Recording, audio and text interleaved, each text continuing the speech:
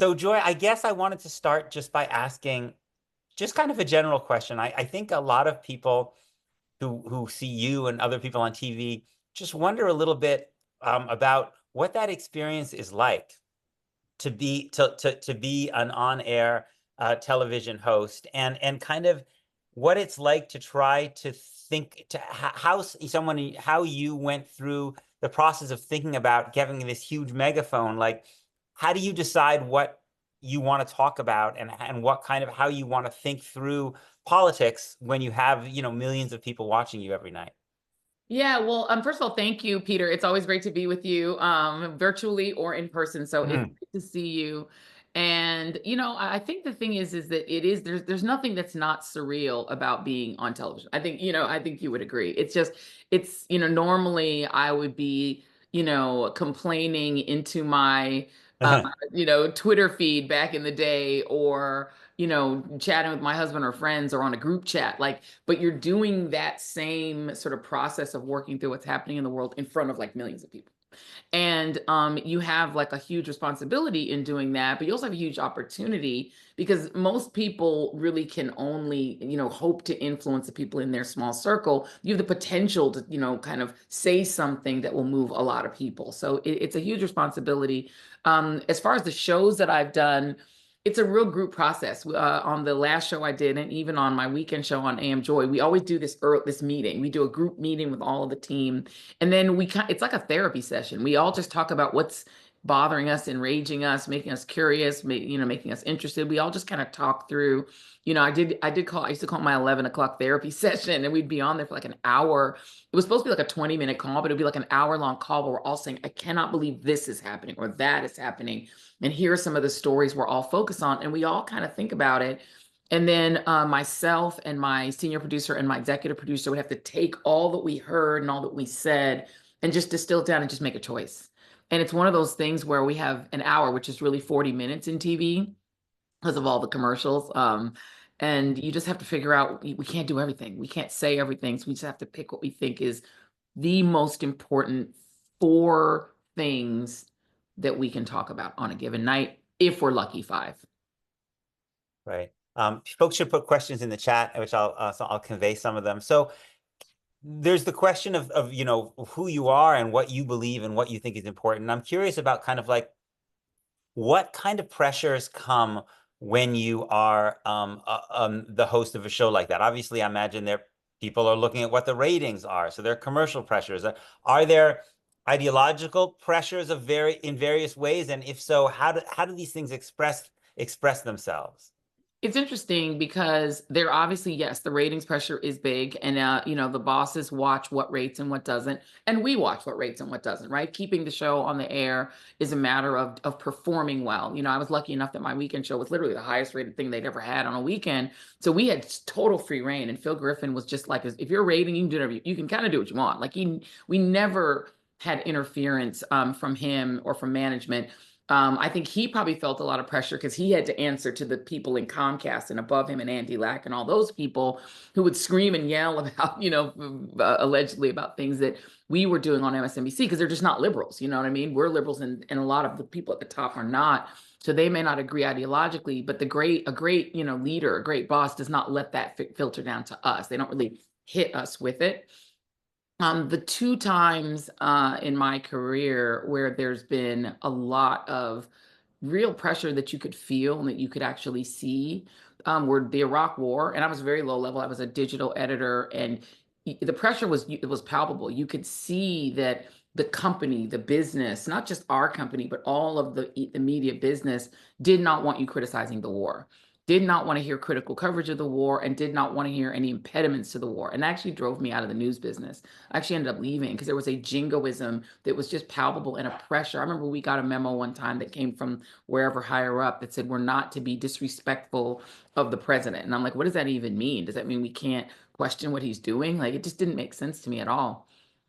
And the other time that I would say that I felt that incredible pressure was really around Gaza. I mean, after October 7th, that October 7th attack, a lot shifted. And I think not just for me, but for everyone that even had ever covered the Middle East in any way, suddenly you really felt an enormous pressure, like a weighty pressure on that issue that it was not desirable. You know, there were some viewers who really didn't want to hear it. There were some people on social media who would get very angry about it. But then you even felt like a corporate pressure about it too. In some sense, I would say the same thing could be true a little bit about Elon Musk. There was like a lot of reticence to deal with, you know, him or with like big sort of corporate entities and big wealthy entities in a certain way, but never anything like Iraq War and Gaza. Hmm. And with the Gaza thing, why do you think, just at like a very basic level, when you talked about, were the ratings not good in terms of talking about Gaza in certain ways? Or if it wasn't the ratings, what do you think would be the reason that there was pressure, and how would you describe what the pressure was to do or not to do?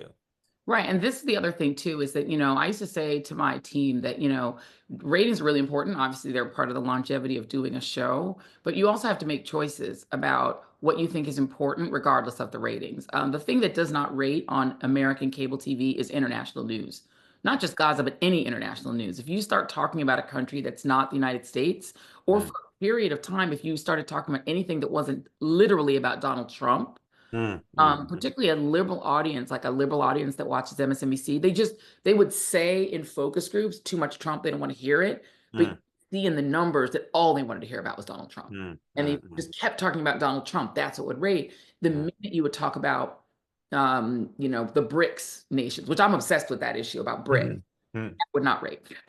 If the mm, minute you talk about, I mean, Ukraine was sort of an exception. It did rate, but I think it was because people saw those people and related to them, right? That they saw what was mm, happening to people in mm, Ukraine and they looked mm, to them roughly like what America, and they could sort of relate to them. So that did rate for mm, CNN mm, and for mm, us. But mm. generally, international news does not. You start talking about China and what's happening there and their economic, does not rate, does not rate. The Middle East does not rate. And so at a certain point, you know, we were making a choice to cover the Gaza conflict irrespective of the ratings, because to me it felt like a moral catastrophe that could not be ignored.